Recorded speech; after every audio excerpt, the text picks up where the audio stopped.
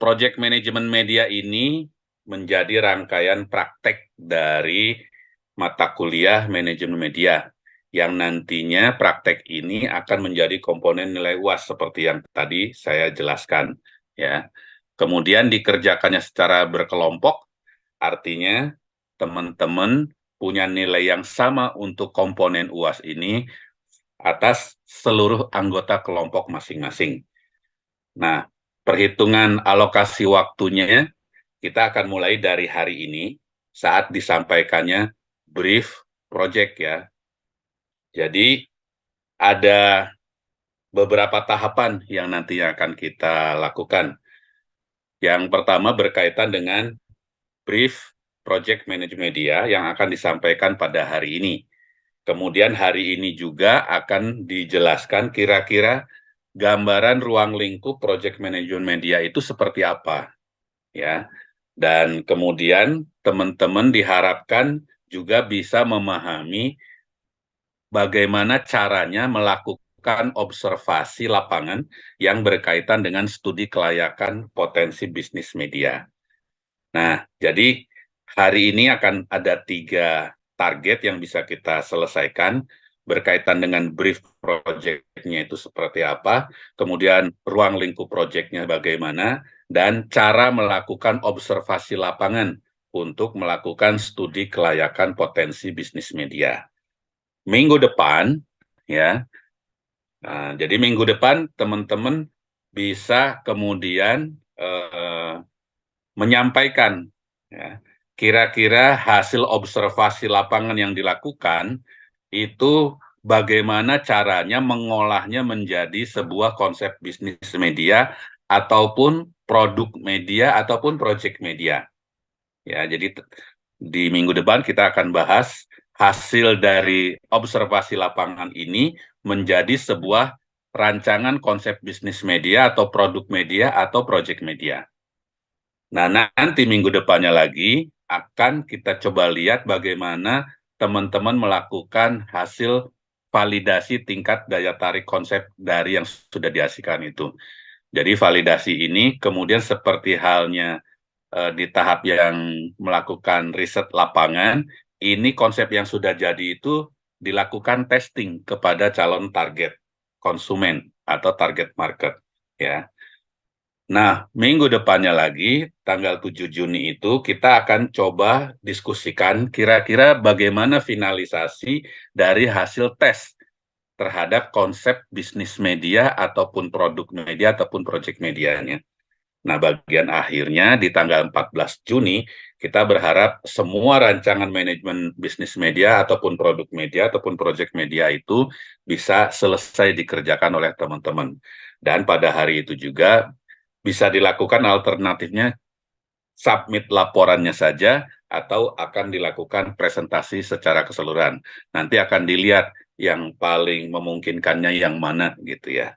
Tapi minimal-minimalnya akan dilakukan submit laporan. Kalau kita memungkinkan untuk presentasi sesuai dengan jadwal UAS manajemen media ya. Perhitungannya sih di antara setelah tanggal 7 Juni itu ya UASnya. Nah, berikutnya teman-teman diharapkan saat ini setiap kelompok harus bisa menentukan ketua kelompoknya sebagai project leader. Ya, jadi setiap anggota kelompok jumlahnya kan sudah masing-masing sudah ada ya dari kelompok yang sudah biasa teman-teman melakukan tugas kelompok. Tetapi kali ini harus ditentukan siapa project leadernya. Kemudian ditentukan juga siapa masing-masing penanggung jawab atau PIC dari setiap tahapan proyek. Nah, jadi ketua kelompok itu nanti bisa mengatur pembagian tanggung jawab kerja di masing-masing tahapan proyek. Kan ada tahapan observasi, kemudian ada tahapan perancangan konsep bisnis media, kemudian ada tahapan validasi, kemudian ada tahapan finalisasi, dan ada tahapan implementasi. Nah, jadi masing-masing tahapan itu siapa PIC-nya, itu nanti harus bisa tergambarkan. Ya, saya berharap setiap kelompok bisa bekerja sama secara solid, karena ini akan menentukan komponen nilai UAS secara bareng-bareng, gitu ya. Jangan sampai ada distribusi tugas yang timpang antara satu orang dengan anggota kelompok yang lainnya. Ya. Nah, bagian terakhir, masing-masing kelompok diberikan kebebasan untuk menentukan pilihan target objek bidang bisnis media yang akan dibuat. Kan kita punya 3 karakter, punya kategori ya, manajemen bisnis medianya. Ada manajemen media for campaign, ada manajemen media for social change, dan ada manajemen media for business. Jadi teman-teman, setiap kelompoknya, baik kelas A ataupun kelas B, diberikan kebebasan untuk memilih kasus mana, proyek mana yang akan teman-teman ambil. Ya, kira-kira ini gambaran proyek manajemen media yang akan kita lakukan. Sampai di sini, ada yang mau ditanyakan dulu? Silahkan.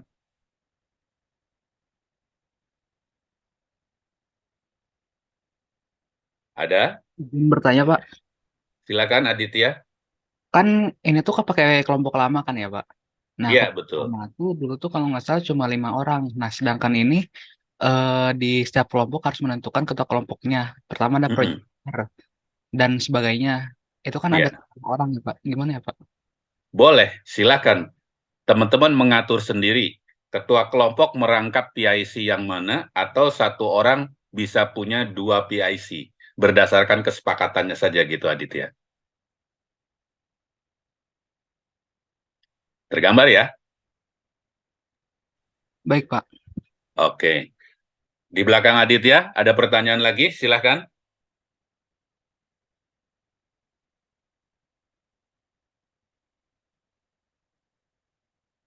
Kalau ada mahasiswa angkatan di luar yang sekarang, yang juga mengulang mata kuliah ini, silahkan lapor ke ketua kelas masing-masing untuk bisa dimasukkan ke kelompok yang sudah ada. Ya, jadi kalau ada mahasiswa yang mengulang, bergabung ke kelompok yang sudah ada saja. Karena buat yang mengulang, tugas akhir ini yang harus dikerjakan utamanya. Ada pertanyaan lagi? Kalau tidak ada, saya anggap deskripsi project management medianya, baik tahapannya apa saja, deadline waktunya, dan kewajiban menentukan project leader dan PIC setiap tahapannya sudah jelas ya. Oke, kita lanjut. Sekarang kita akan masuk pada ruang lingkup pekerjaan yang harus teman-teman pahami. Secara keseluruhan, teman-teman akan memiliki 4 tahapan ini. Tahapan pertama kita sebut define. Define itu secara keseluruhan adalah tahapan untuk merumuskan persoalan yang menjadi concern teman-teman untuk coba dicarikan solusi masalahnya. Nah, solusi masalah itulah yang nantinya akan menjadi project management media. Jadi ada persoalan apa yang dihadapi saat ini, maka solusinya teman-teman akan coba merumuskan gambaran project management medianya. Masalah itu bisa juga kemudian menjadi sebuah peluang bisnis. Ya, kalau kemudian teman-teman ngambil di manajemen media for business, maka define ini adalah bukan masalah, tapi adalah peluang bisnis. Potensi bisnis apa yang kemudian teman-teman bisa lihat. Ya, jadi gambaran tahapan pertama define ini intinya ada 2. Bisa jadi itu adalah sebuah masalah sosial yang nanti akan dipecahkan ke dalam sebuah campaign atau sebuah project social change. Bisa juga yang kedua alternatifnya dia adalah potensi bisnis. Kalau teman-teman memilih sebagai manajemen dia for bisnis gitu. Nah, tahapan yang kedua ini adalah plan. Jadi setelah merumuskan potensi bisnis ataupun identifikasi masalah yang teman-teman ambil, maka teman-teman merancang project plan-nya itu seperti apa. Nah, gambaran project plan itu kurang lebih nanti komponennya ada project map, ada analisa resiko, ada langkah-langkah yang kemudian akan menjadi tahapan pekerjaan teman-teman, dan ada jadwalnya, yaitu project plan. Nah, di tahapan yang ketiga, ini bagian execute. Execute itu artinya teman-teman nanti mencoba mengeksekusi perencanaan project yang sudah dibuat. Ya, gimana caranya teman-teman mendeliver setiap action item berdasarkan schedule dan resiko-resiko yang dihadapinya, cara memanagenya bagaimana. Nah, di bagian execute ini juga teman-teman akan bisa dilihat bagaimana cara memanage pekerjaan itu secara tim, ya. Dibuktikan dengan misalnya report setiap tahapannya, ya. Dan yang terakhir bagian close itu artinya project ini nantinya tinggal direview. Hasil akhirnya bagaimana? Antara yang sudah diperoleh, antara yang sudah dikerjakan dengan yang direncanakan. Ada gap enggak antara hasil dengan yang direncanakan? Yang kedua, bukti-buktinya apa saja yang kemudian menunjukkan bahwa teman-teman sudah bisa memperoleh, menunjukkan output project ini, ya. Dan yang terakhir, teman-teman harus dapat insight apa dari sisi pembelajaran yang bisa teman-teman peroleh di setiap tahapannya maupun secara keseluruhan. Ya, jadi pengalaman-pengalaman teman-teman mendapatkan lesson learn inilah yang kemudian menjadi penting untuk menunjukkan bahwa proses kerja yang teman-teman lakukan itu sudah seberapa sesuai dengan 4 langkah ini, dan teman-teman dapat insight apa, dapat hikmah apa gitu ya. Nah, jadi ruang lingkupnya kurang lebih seperti ini. Nah, hari ini saya akan lanjutkan untuk penjelasan yang define dan plan. Karena nanti proses execute dan close itu menjadi pekerjaan teman-teman secara kelompok di lapangan, ya. Jadi kita akan masuk pada tahapan define, ya.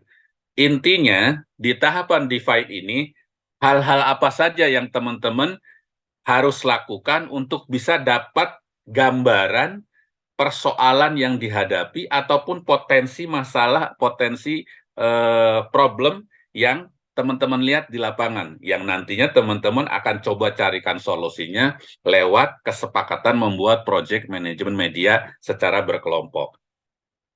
Ada 4 hal yang teman-teman harus bisa analisis untuk bisa mendukung kira-kira merumuskan masalahnya itu bagaimana, atau bagaimana potensi bisnis yang dimiliki dari sebuah situasi yang ada sekarang. Apa saja yang kemudian teman-teman harus lakukan? Pertama adalah competitive analysis.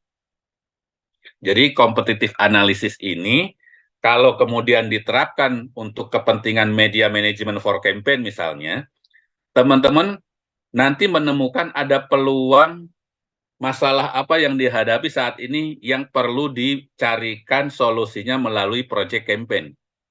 Misalnya sekarang ada masalah yang berkaitan dengan meningkatnya kekerasan, kriminalitas, mutilasi, misalnya begitu.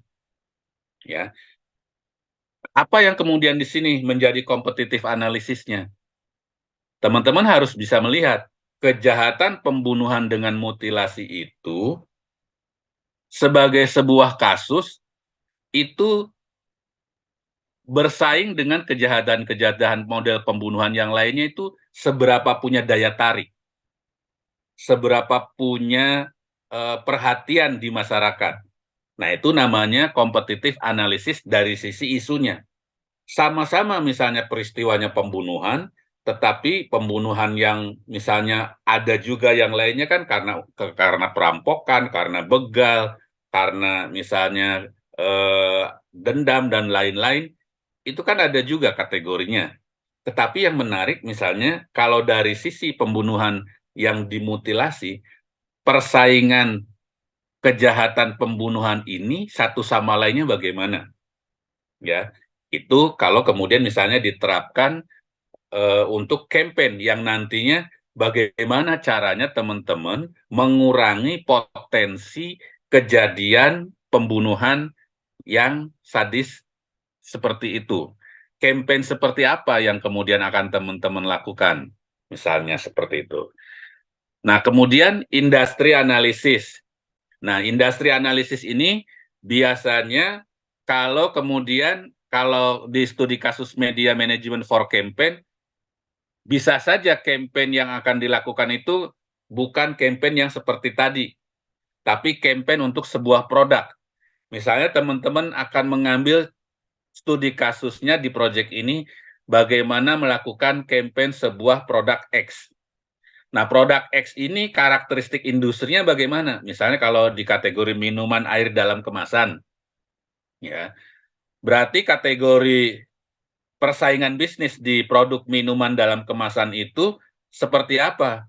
Teman-teman melihat kategori industri minuman dalam kemasan itu apa saja?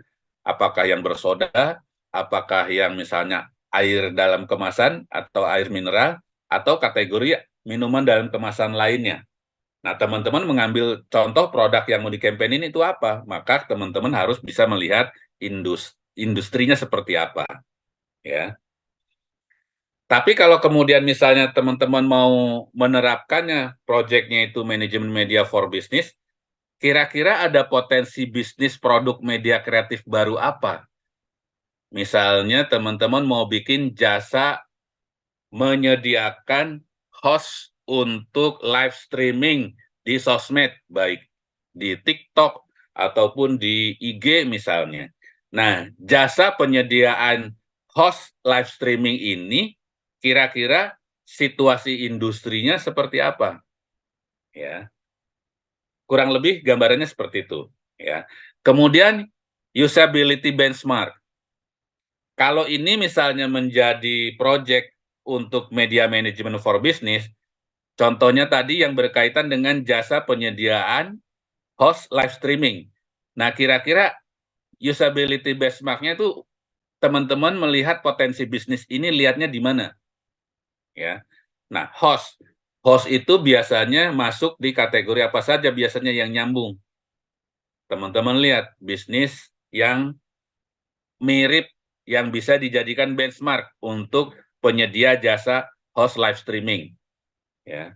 Misalnya usability benchmark-nya teman-teman lihat jasa talent management, benchmark-nya itu. Atau jasa artis management, bisa juga itu menjadi usability benchmark. Pola yang berkembang di benchmark kategorinya itu seperti apa, kemudian bedanya apa dengan jasa manajemen host live streaming. Kalau kemudian dibandingkan antara yang benchmark dengan yang teman-teman mau kembangkan. Samanya di mana, bedanya di mana, sehingga teman-teman bisa lebih paham ketika memiliki benchmark yang sudah dipakai sebagai rujukan. Nah, yang keempat, ini namanya situational assessment.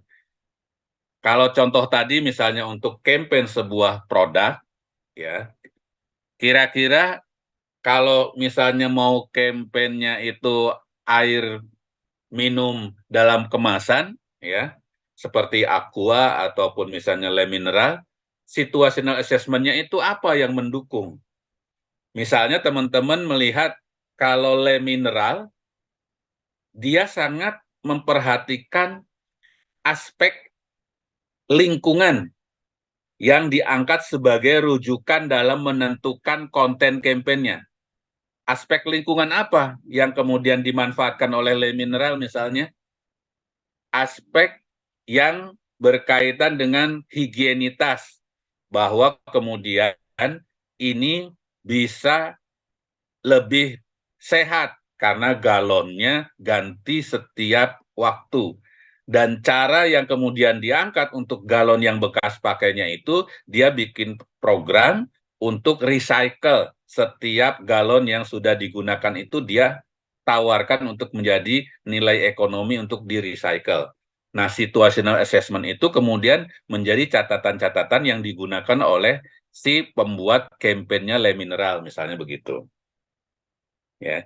Jadi kurang lebih di tahapan define ini teman-teman harus melakukan eh, apa empat pekerjaan yang bisa mendukung kenapa teman-teman pada akhirnya tertarik untuk memilih isu di bagian ini.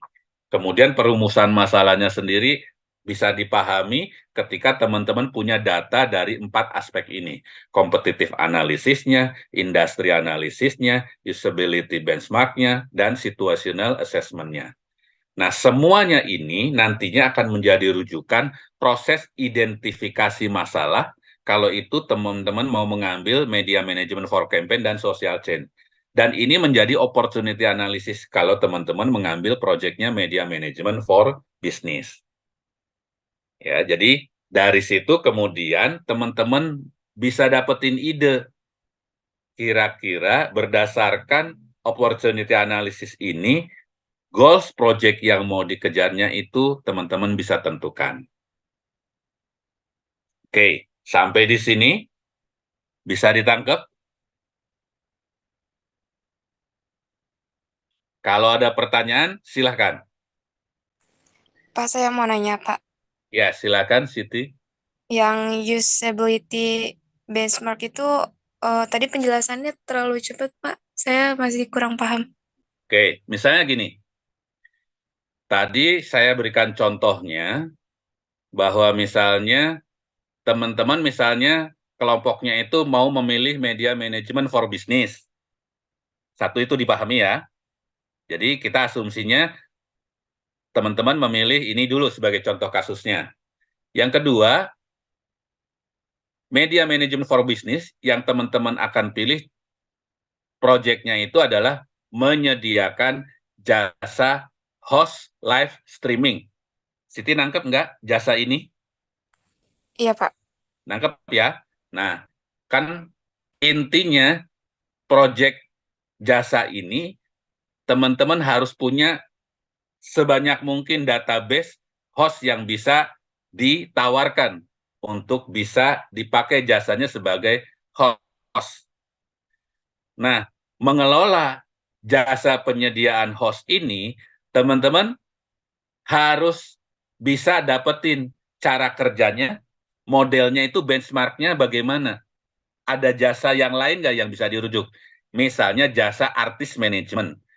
Ya, jadi kita merujuk usability benchmarknya untuk jasa penyedia jasa host live streaming ini adalah benchmarknya jasa artis manajemen, di mana pengelolaan artis manajemen ini sistemnya adalah kita menawarkan jasa artis ini untuk misalnya nyanyi, show, dibayarnya berapa, kemudian komitmen hasil bayaran antara klien dengan kita bagi hasilnya dengan artis itu diaturnya bagaimana? Misalnya dipotong 15% kah, atau 20%, atau 25%.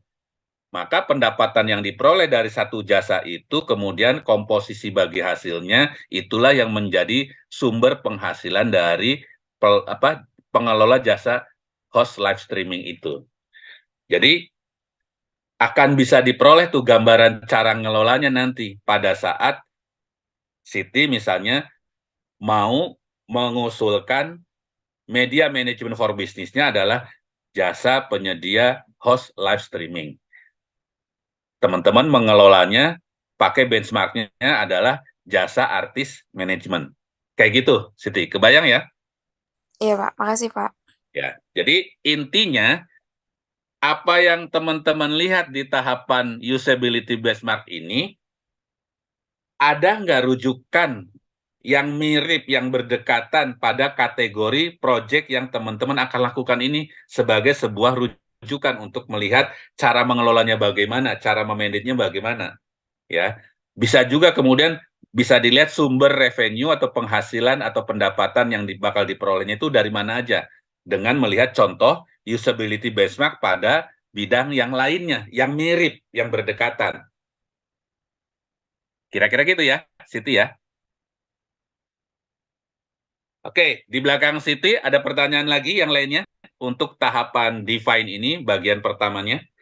Jadi untuk bisa mendapatkan rumusan masalah atau peluang bisnis yang akan teman-teman pilih itu, paling tidak teman-teman melakukan 4 kajian ini, competitive analysis, industry analysis, usability benchmark, dan situational assessment. Berdasarkan kategori project yang teman-teman sudah pilih. Apakah for campaign, apakah for social change, atau for business. Bisa dipahami ya? Ini nanti kalau teman-teman nggak bisa paham, kemudian nggak bertanya, takutnya tersesat nanti kelompoknya mengerjakannya. Jadi saya berikan kesempatan untuk bertanya pada kesempatan sekarang, supaya jangan sampai salah memahami tahapan ini. Kalau nggak ada pertanyaan, saya kira asumsinya sudah bisa dipahami. Pak, Ya, izin bertanya, Pak. ya, silakan. Yang kompetitif analisis itu tadi kayak gimana ya? Nah, contohnya kompetitif analisis itu misalnya kalau kita melihat studi kasusnya misalnya asumsinya media management for social change, ya contohnya nih, ini harus dipahami dulu contoh kasus untuk ini. Kemudian yang kedua, misalnya teman-teman mau melihat bagaimana teman-teman mau mengubah situasi perilaku masyarakat, peristiwa yang sering muncul sekarang nih, pembunuhan dengan mutilasi. Contohnya kan tadi itu. Nah, kompetitif analisis untuk isu itu apa? Berarti kejahatan kriminal kategori pembunuhan yang lainnya. Misalnya kategori pembunuhan karena perampokan. Atau kompetitif analisis isu apa lagi? Pembunuhan karena begal. Atau apa lagi? Pembunuhan karena misalnya aspek-aspek yang lainnya alasannya. Nah, kalau yang kemudian isu yang mau diangkat adalah mutilasi, pembunuhan dengan cara mutilasi, berarti kompetitif analisnya teman-teman harus melihat perbandingan kejahatan pembunuhan ini antara jenis yang satu dengan jenis-jenis yang lainnya sebagai sebuah isu sosial yang sama-sama punya kategori kejahatan pembunuhan atau kriminal pembunuhan gitu. Itu kalau contohnya untuk yang media management for social change. Teman-teman nantinya akan mengubah situasi ini, bikin sebuah project, gimana caranya bikin kejahatan pembunuhan mutilasi itu nggak ada lagi. Kan berarti ada sesuatu yang ingin diubah. Ya. Jadi kompetitif analisnya dibandingkan kejahatan kriminal itu antara yang basisnya mutilasi dengan kejahatan pembunuhan yang bentuknya yang lain. Itu bentuk kompetitif analisnya. Tetapi kalau misalnya contohnya lain, misalnya media management for campaign, ya, media management for campaign, contoh kasusnya tadi misalnya teman-teman mau bikin sebuah campaign untuk sebuah produk air minum dalam kemasan, ya. Taruhlah misalnya teman-teman mau bikin campaign untuk merek Al-Maksum, air minum dalam kemasan Al-Maksum misalnya, ya. Kompetitif analisisnya apa yang harus dilakukan? Yang harus dilakukan berarti teman-teman harus melihat kompetitif analisis bagaimana campaign air minum kemasan yang dilakukan oleh merek lain. Siapa kompetitornya air minum dalam kemasan Al-Maksum? Ya bisa jadi market leadernya Aqua, teman-teman harus lihat. Kemudian yang lagi agresif campaign juga misalnya Le Mineral. Kemudian misalnya yang lain juga Fit atau misalnya Ron 88 atau merek-merek lainnya. Mereka cara kampanyenya gimana? Mereka kampanyenya di mana aja? Kemudian mereka ngomongin kontennya gimana? Pilihan isunya apa? Nah, itu berarti teman-teman melakukan kompetitif analisis untuk pekerjaan media management for campaign untuk produk air minum dalam kemasan. Kira-kira gitu. Kebayang ya? Baik, Pak. Terima kasih. Jadi, tahapannya ini bisa dilakukan bentuk kompetitif analisisnya akan sangat tergantung pilihan proyek kelompoknya, apakah for campaign, apakah for social change, atau for business. Masih ada yang ingin ditanyakan? Silahkan.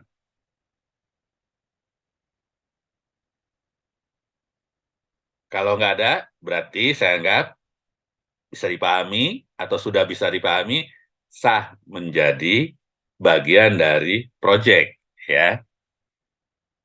Oke, tahapan define berikutnya, setelah teman-teman melakukan analisis 4 hal ini, ya, teman-teman menuangkan dalam sebuah slide yang namanya Project Charter Infographics, ya. Intinya di sini memberikan gambaran bahwa dari hasil analisa 4 hal tadi, teman-teman kemudian berikan nama proyeknya, ya. Pemberian nama atau project title ini akan menggambarkan pilihan jenis manajemen medianya itu arahnya kemana, apakah for campaign, apakah for social change, atau for business. Jadi dari titelnya, dari namanya itu nanti akan menggambarkan teman-teman memilih di perspektif yang mana manajemen medianya. Kemudian ditulis project manajernya itu siapa. Kan tadi ini harus ditentukan ketua kelompok, ya. Nah, ketua kelompoknya itu dicantumkan di sini siapa project manajernya atau project leadernya, ya. Kemudian start date-nya itu harus ditentukan, berarti mulai tanggal 17 Mei. End date-nya berarti 14 Juni. Kemudian project sponsornya, teman-teman dibantu siapa nanti di luar kelompok? Melibatkan orang lain nggak? Boleh jadi project sponsornya ini relawan yang membantu. Boleh jadi juga sponsor dari sisi pendanaan. Boleh jadi juga teman-teman memilih project ini berdasarkan kesepakatan dengan mitra perusahaan tertentu atau organisasi tertentu yang dipilih menjadi isu. Nah, ini harus dicantumkan project sponsornya. Kalau nggak ada, ya berarti kosongin. Tapi kalau ada, teman-teman bisa dapatkan itu nilai poin lebih. Ya, jadi project sponsor ini menjadi nilai tambahan buat setiap kelompok yang bisa mendapatkan project sponsor. Ya, tapi kalau nggak ada, nggak apa-apa juga. Cuma teman-teman kelompoknya nggak punya nilai tambah. Ya.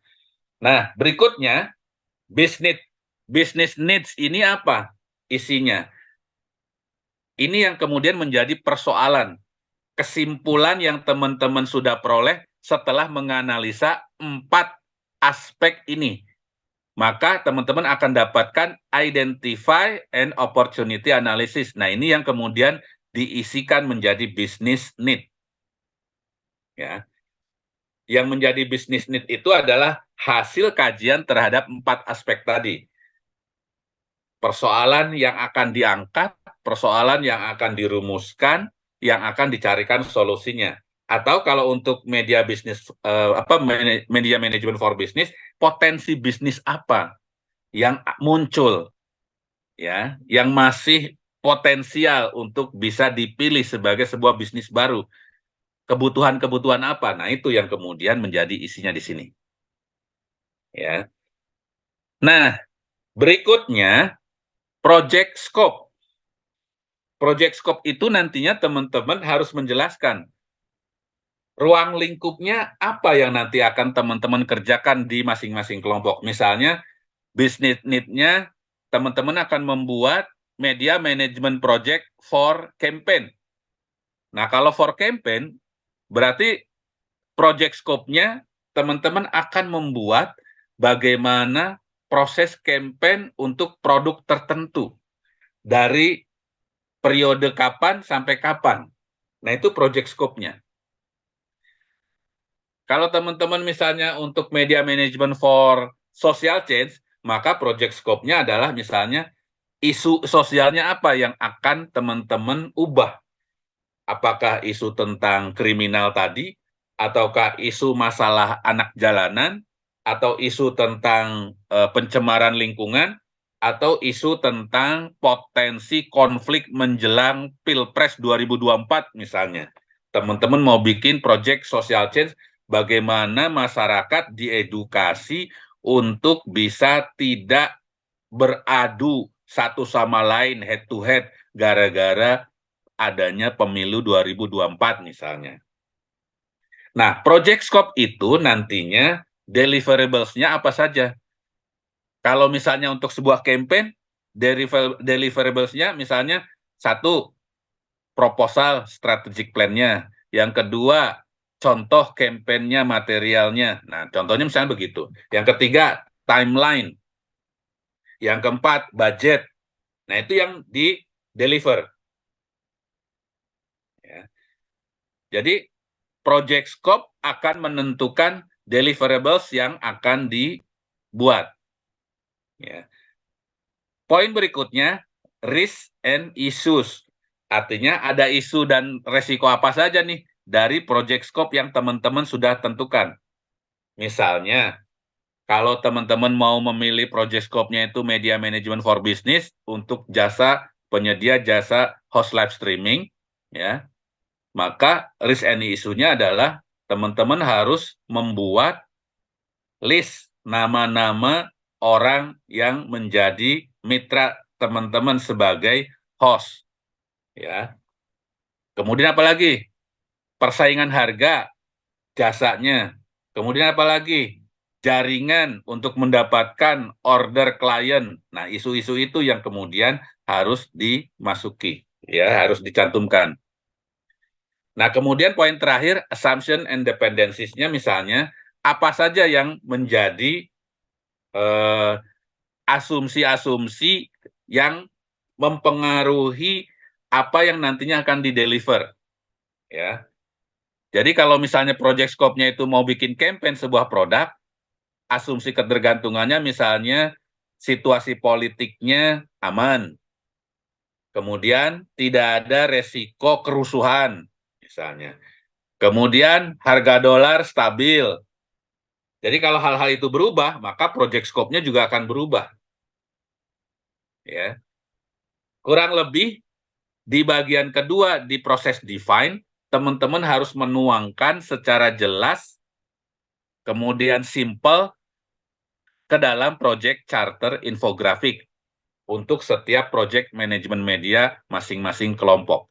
Jadi satu slide ini akan berisi gambaran tentang apa yang akan dikerjakan oleh teman-teman, kenapa project itu dikerjakan, apa outputnya, apa ruang lingkupnya, apa resikonya, dan faktor-faktor eksternal apa yang mempengaruhinya. Kurang lebih begitu.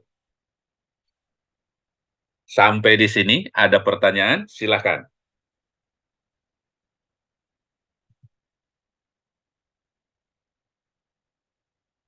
Bisa dipahami atau masih bingung?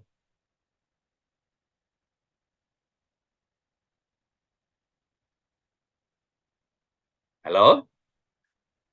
Masih menyimak? Pak, saya izin bertanya, Ya, silakan Aisyah. untuk business need sama deliverables Deliverables. itu saya tadi kurang memperhatikan, Bapak maaf, jadi saya Ya. masih bingung.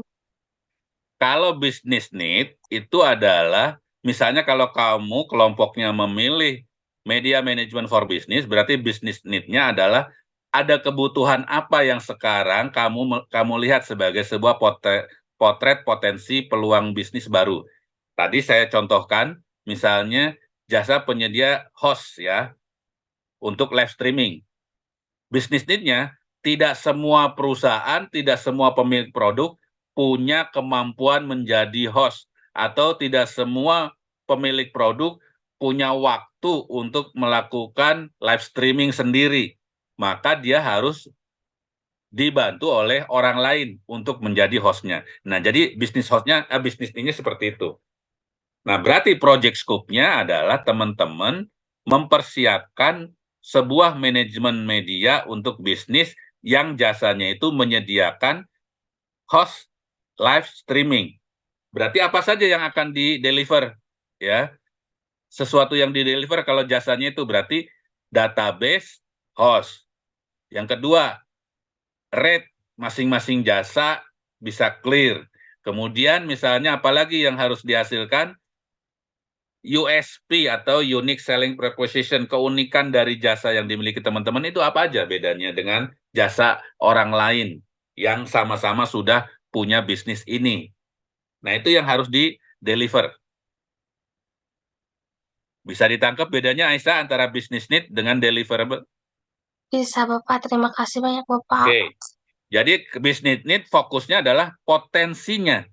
Tapi kalau deliverables-nya itu berdasarkan project scope-nya. Ya. Di belakang Aisyah ada pertanyaan yang lain? Silakan.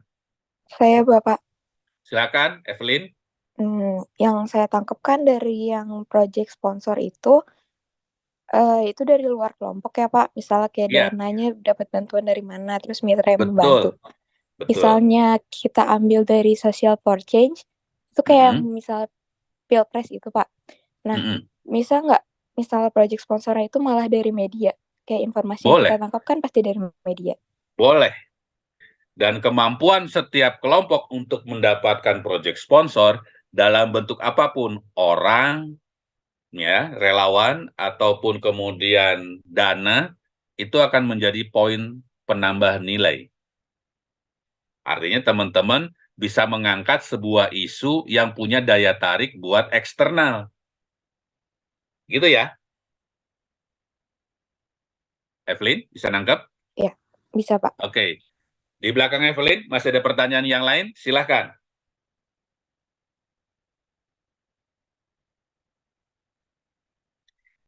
Oke, kalau tidak pertanyaan, saya nggak paham.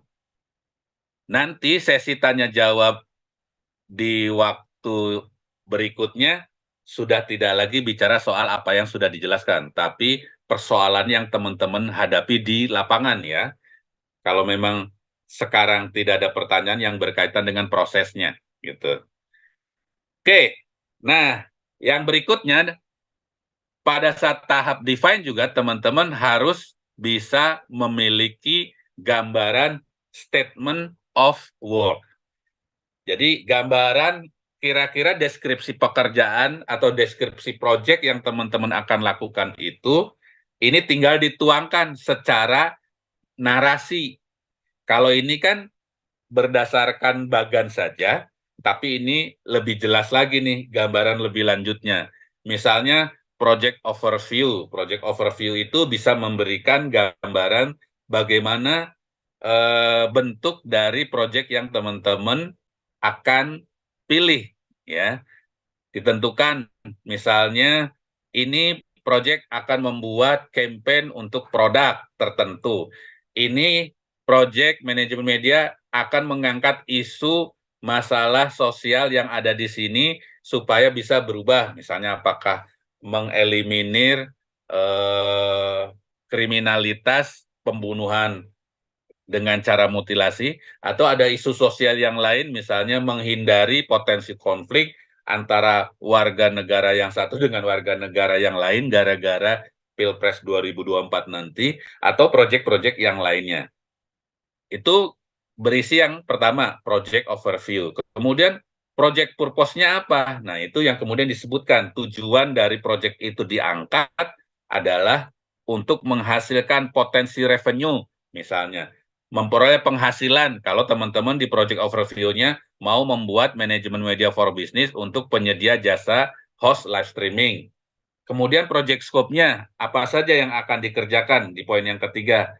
Nah, kemudian di sini juga dikerjakan gambaran kira-kira item pekerjaannya, ya.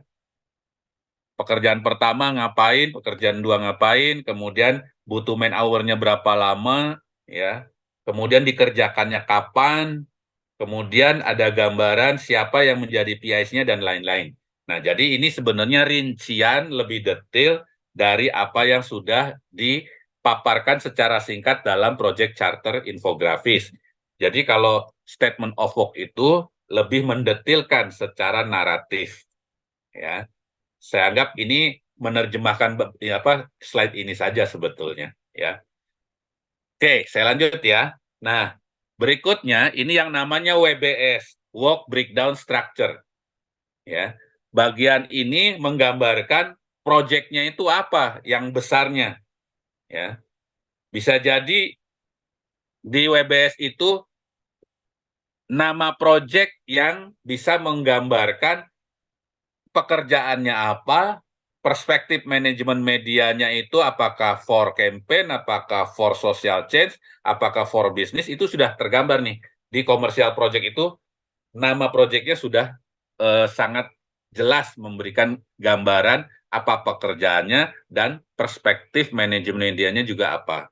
Kemudian dirinci, ada inisiasi pekerjaan apa saja sebelum melakukan perencanaan. Itu yang tadi yang disebut dengan di bagian ini, ya. Saat define, ya, saat define kita melakukan 4 analisa ini.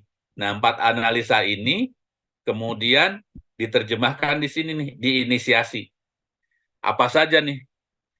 Teman-teman kemudian bisa menerjemahkan ini ke dalam flowchart yang sudah seperti gambar ini. Planningnya kemudian gimana? Execution-nya, caranya bagaimana? Kemudian kontrolnya apa saja? Ya, seperti yang tadi juga dijelaskan di awal. Kemudian apa yang akan bisa dilakukan untuk mengukur, ya, hasil kontrol yang sudah dilakukan. Misalnya kalau kontrolnya itu proses, tahapannya, close out-nya itu teman-teman monitoring pekerjaan tiap hari, checklist misalnya gitu. Ya. Jadi ini WBS itu memberikan sebuah dashboard dari rangkaian pekerjaan dari awal sampai akhir, apa yang akan dikerjakan, kemudian siapa yang mengerjakannya, due date-nya kapan, output-nya apa, kemudian tinggal checklist gitu. Ya, ini fungsi dari WBS. Nah, kemudian ini timeline secara khusus. Ya, timeline ini sudah masuk nih ke pekerjaan plan. Kalau tadi kan ini terakhir, pekerjaan tahap pertama define. Nah, tahap yang kedua untuk masuk ke plan, teman-teman tinggal bikin schedule di minggu pertama, minggu kedua, minggu ketiga, minggu keempat, minggu kelima, minggu keenam, dan seterusnya. Fase satunya ngapain tadi misalnya? Fase satunya melakukan analisis 4 aspek. Aspek 1, aspek 2, aspek 3, aspek 4. Itu dikerjakannya di minggu pertama misalnya. Siapa yang mengerjakan aspek 1, siapa yang mengerjakan aspek 2, siapa yang mengerjakan aspek 3, siapa yang mengerjakan aspek 4 di fase 1 tadi. Kapan harus dilakukan? Apa output yang harus diperolehnya? Nah, itu dirinci di sini. Ya. Jadi ini sebenarnya udah langsung inisiatif-inisiatif yang harus dilakukan di masing-masing anggota kelompok untuk bisa mengerjakan tahapan demi tahapan. Ya. Nah, bagian berikutnya ini yang berkaitan dengan risk assessment step. Misalnya tadi fase 1, ya. Fase 1 itu adalah melakukan 4 pekerjaan. Ya. Butuh apa saja yang kemudian menjadi resikonya? Misalnya kalau mau turun ke lapangan berarti ada resiko apa saja yang bakal terjadi di lapangan itu. Misalnya 1, surat keterangan untuk bisa turun ke lapangan berarti harus disiapin. Kemudian amunisi apa lagi? Alat tulis. Kemudian tape recorder. Kalau bisa pakai HP dengan memori yang cukup berarti harus disiapin tuh peralatan wawancaranya atau peralatan observasinya. Kamera untuk misalnya memotret. Nah, berarti resiko-resiko dari setiap tahapan yang ada itu harus dicantumkan di perencanaan ini. Oke, kira-kira itulah yang bisa saya sampaikan dari tahapan define sampai tahapan plan. Ada yang mau ditanyakan? Silahkan.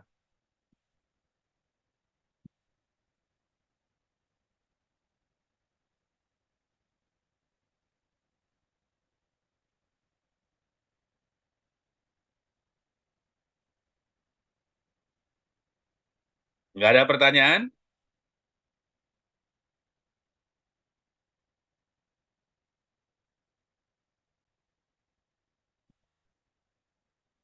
Oke, saya anggap teman-teman bisa paham. Nah, poin terakhir yang ingin saya sharing, kan tahapannya sekarang teman-teman sudah bisa dapat gambaran tentang brief project-nya ya. Jadi teman-teman sudah dapat gambaran brief project-nya itu kira-kira harus bikin apa. Nah, kemudian ruang lingkupnya yang harus dipersiapkan untuk minggu depan adalah tahapan define, ya, sama tahapan plan. Nah, tahapan define sama tahapan plan itu teman-teman harus cari data 4 aspek tadi. Ya, 4 aspek tadi itu yang ini. Competitive analysis, industry analysis, usability benchmark, dan situational assessment.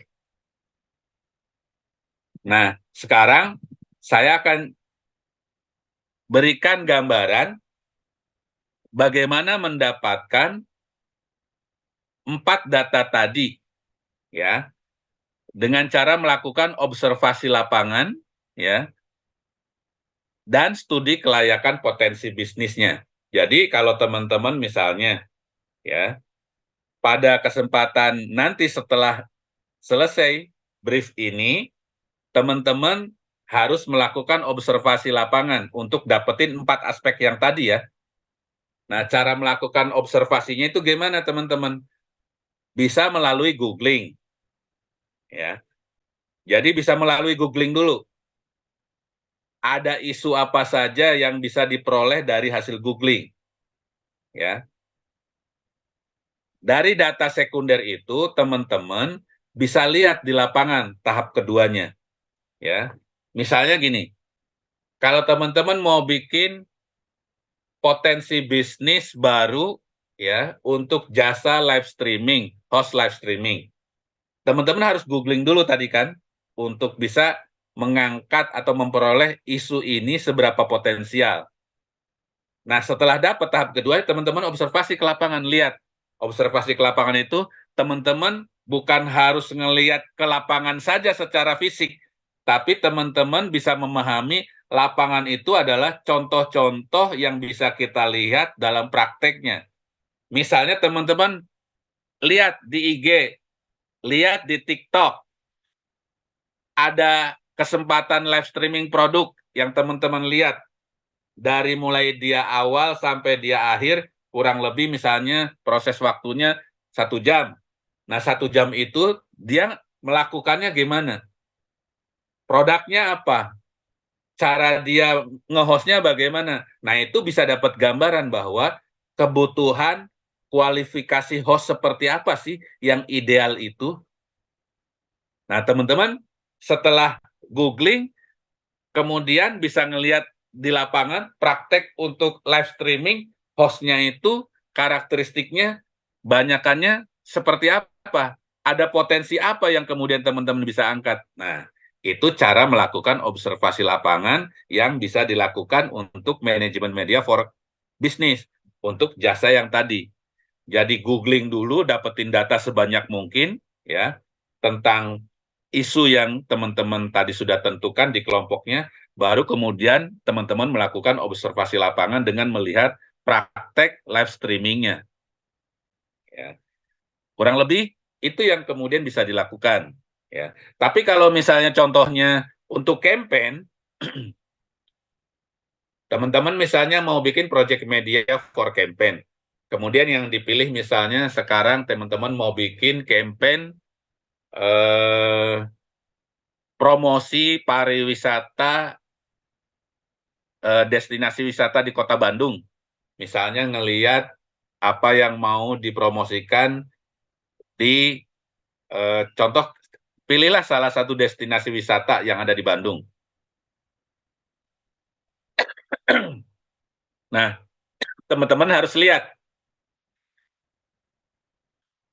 googling, cari bentuk-bentuk model promosi pariwisata yang sudah ada.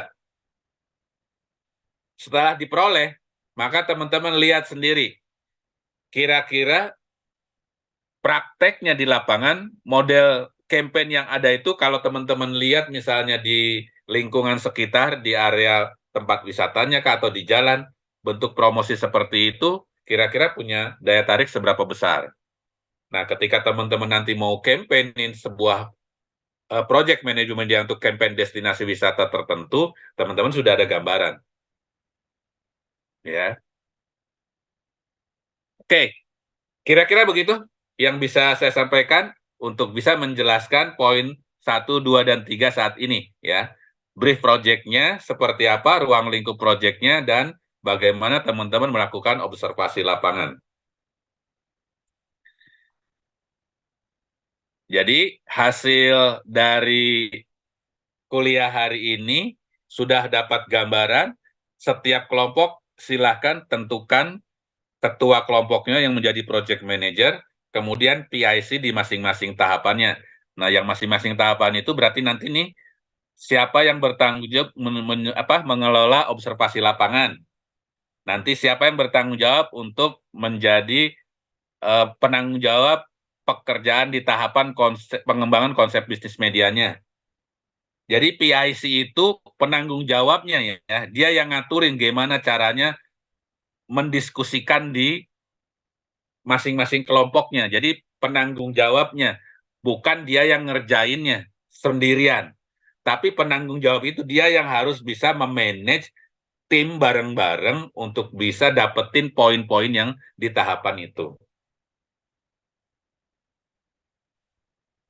Ada gambaran? Sudah ada bayangan? Masih ada kebingungan? Silahkan ditanyakan.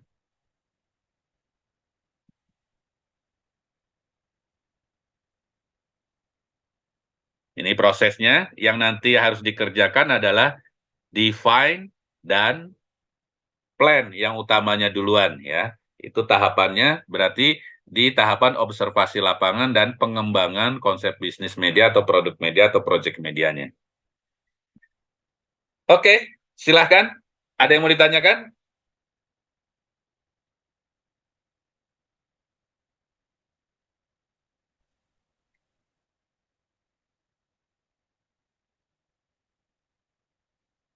Nggak ada?